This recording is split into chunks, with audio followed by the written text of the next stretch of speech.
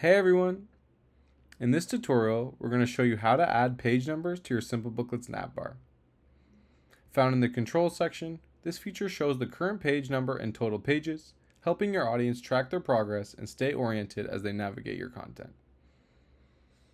So we're going to get started here on the Simplebooklet dashboard, and we're going to select the booklet that we want to update.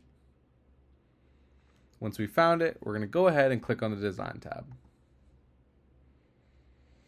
From here, we're going to make our way over to the toolbar on the left-hand side and click on the Controls button. This is where we'll be able to toggle on the page numbers option.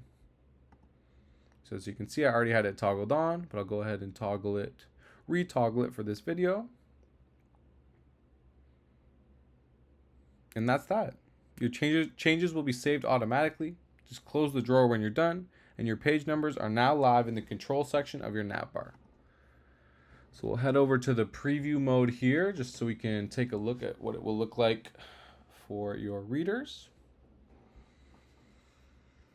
So we're going to make our way over to the controls section. And here we will have the total amount of pages as well as the page that we're currently on. And if you click it, a pop-up will appear on the left-hand side. From here, you can also toggle through your pages this way. So I want to go to the second page, third page, just like that. And yeah. Page numbers enhance the intention and immersion stages of the reader's journey. It helps readers track their progress and feel in control. This encourages deeper engagement as users can navigate confidently without feeling lost or overwhelmed. And that's it. Your audience now has a clear sense of where they are in your booklet. Make sure to check out our other tutorials for more ways to get the most out of Simplebooklet. Thanks for watching.